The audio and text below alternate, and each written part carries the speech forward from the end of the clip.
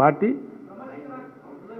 Anti party ఎవరు పోయినా సరే వాళ్ళు ఎంత పెద్దవాళ్ళైనా సరే they will be scented out 100%. Disciplinary action చిన్న చిన్న ఉండదు, తీసి అవతల పడేస్తాం, వాళ్ళ కర్మ వాళ్ళు పోతారు.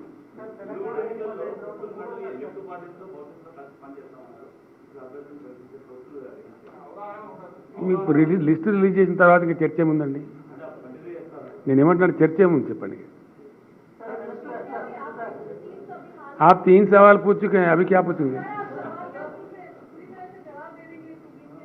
तो क्या करें?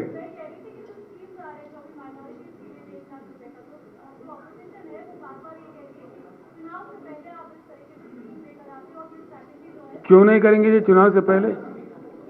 क्यों नहीं करना चाहिए?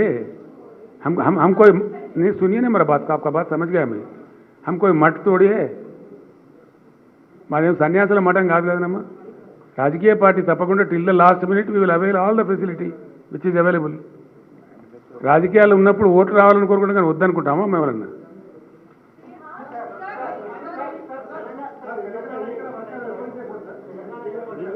అర్థం కాలేదండి. స్టార్ట్ అయ్యి ఈ రోజు స్టార్ట్ అయినట్టే కదా లెక్కగా. లిస్ట్ రిలీజ్ చేసిన వెంటనే అయిపోయింది కదా.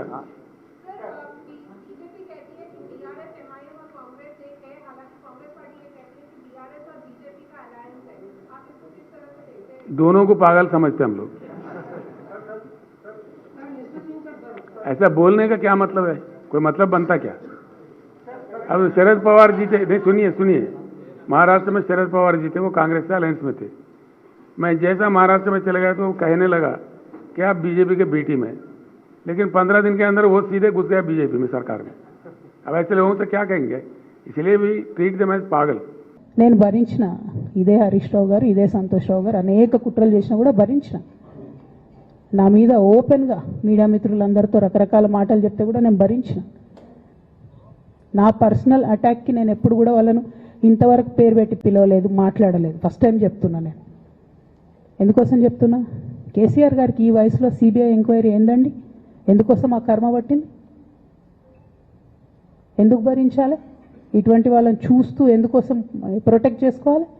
బీఆర్ఎస్ పార్టీ తమ్ముల కోపం రావచ్చు, కానీ వాస్తవాలు చేదుగున్నా అప్పుడప్పుడు మాట్లాడుకుంటేనే, మందు తీసుకుంటేనే ఆరోగ్యం మంచిగా అవుతుంది. ఇట్లా చెప్పుకుంటూ పోతే చాలా చాలా అంశాలు ఉన్నాయి. వాటన్నిటి జోలికి నేను పోదలుచుకోలేదు. కానీ కేసీఆర్ గారు హిమాలయ పర్వతం అంత ఎత్తులాంటి పర్సనాలిటీ ఆయనది. ఆయనను చేయబెట్టి చూపించి అవినీతి అని అంటే నిజంగా చాలా బాధ అవుతా ఉన్నది. ఎందుకంటే నా పెళ్ళప్పుడు నా పెళ్లి చేయడానికి కూడా ఇబ్బంది పడ్డటువంటి వ్యక్తి ఆయన. రాజకీయాలలో 40-50 ఏళ్ళు ఉంటే కూడా ఆస్తులు సంపాదించుకోలే కేసీఆర్ గారు. అనేక మంది అలా మాట్లాడుతుంటారు, చాలా మాటలు మాట్లాడుతుంటారు. కానీ నాకు తెలుసు, నేను దగ్గరుండి ఆర్థిక పరిస్థితి చూసిన కాబట్టి ఎన్నడూ ఆయనకు ఆశ లేదు. అటువంటి మనిషిని పట్టుకొని సిబిఐ ఎంక్వైరీ ఇస్తాం, ఇదే ఇస్తాం, అదే ఇస్తాం. ఎవరు కారణం దీనికి అంతటికి? ఈ చేతగాని కాంగ్రెస్ ప్రభుత్వం. మీ ఏసీబీ వాళ్ళు పోయి కాళేశ్వరంలో పనిచేసిన 3 ఇంజనీర్లను పట్టుకుంటే ఒక్కొక్క ఇంజనీర్ దగ్గర 100 కోట్ల ఆస్తులు వెళ్తే మీకు ఎందుకు ఎంక్వైరీ చేసే దమ్ము లేదు? వాళ్ళు వెనకాల ఎవరున్నారో ఎందుకు ఎంక్వైరీ చేస్తలేరు? ఖచ్చితంగా నేను ఇవాళ చెప్తా ఉన్నా, హరీష్ రావు గారు వెనక, సంతోష్ రావు గారు వెనక రేవంత్ రెడ్డి గారు ఉన్నారు. వాళ్ళని ఖచ్చితంగా కాపాడతారు అన్ని విషయాలను. వాళ్ళని ఏమనరు, వాళ్ళ గురించి ఏం మాట్లాడరు. బాణం ఎంతసేపు కేసీఆర్ గారి మీద ఉంటుంది. కేసీఆర్ గారిని మాట్లాడాలి, కేసీఆర్ గారిని బదనాం చేయాలి. కానీ దగ్గరుండి ఈ అవినీతి అనకొండలు బీఆర్ఎస్ పార్టీని ఏదైతే డిస్టర్బ్ చేసిండ్రో వాళ్ళని మాత్రం ఏమన్నారు. ఈ ఇంటర్నల్ అండర్స్టాండింగ్ అనేది ఎక్స్పోజ్ కావాలి. రేపటి నుంచి నేను ఛాలెంజ్ చేసి చెప్తున్నా కదా, రేపటి నుంచి ఏం మాట్లాడతారు తెలుసా? ఈ మొత్తం బ్యాచ్లన్నిటికీ సోషల్ మీడియా బ్యాచ్లు ఉన్నాయి.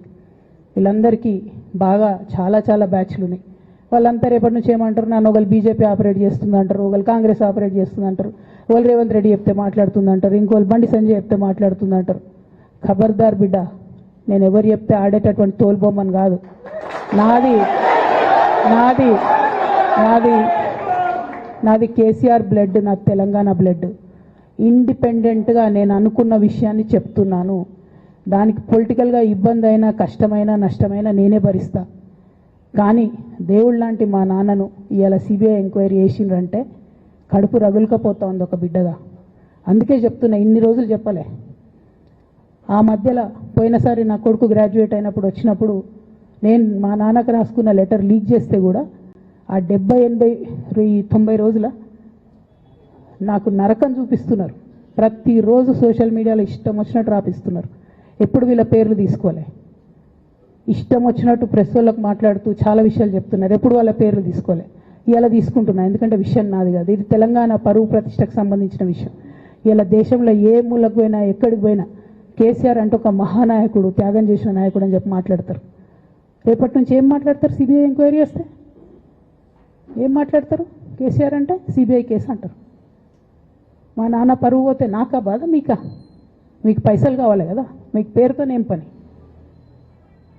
ఇంకా కూడా ఈ విషయాలు అర్థం చేసుకోకుండా, ఇంకా కూడా ఇటువంటి వ్యక్తుల్ని దూరం పెట్టుకోకుండా ఉంటే ఇక కేసీఆర్ గారి మీద సిబిఐ కేసు వేసేటటువంటి స్థాయికి వచ్చినాక ఏం పార్టీ ఉంటేంది పోతేంది. బీఆర్ఎస్ పార్టీ నాయకులు నన్ను తిట్టుకున్నా సరే, లోకల్ బాడీ ఎన్నికలలో నాకు నష్టం జరుగుతుంది అనుకున్నా సరే, మా నాన్న మీద సిబిఐ ఎంక్వైరీ పడ్డాక ఏముంది, తొక్కల ఎలక్షన్ ఒకటి గెలుస్తారు, ఒకటి ఓడిపోతారు. అసలు ఓడిపోయే పరిస్థితి ఎట్లా వచ్చింది? ఇటువంటి దుర్మార్గుల వల్ల కాదా వచ్చింది? ఆలోచన చేసుకోవాలి కదా. అంటే నా దగ్గర పైసలు ఉన్నాయి, టీవీలు ఉన్నాయి, సోషల్ మీడియాలు ఉన్నాయి, ఏటు పడితే అటు మాట్లాడతామంటే తోలు తీస్తాం చెప్తున్నా నేను. గీత గీసుకుంటాం బిడ్డ. మీరు ఒక్క కమెంట్ పెడితే మేము 10 చేస్తాం. ఏది పడితే అది మాట్లాడచ్చు సోషల్ మీడియాలో అనుకుంటూ చూసుకుంటూ ఊరుకుంటున్నా.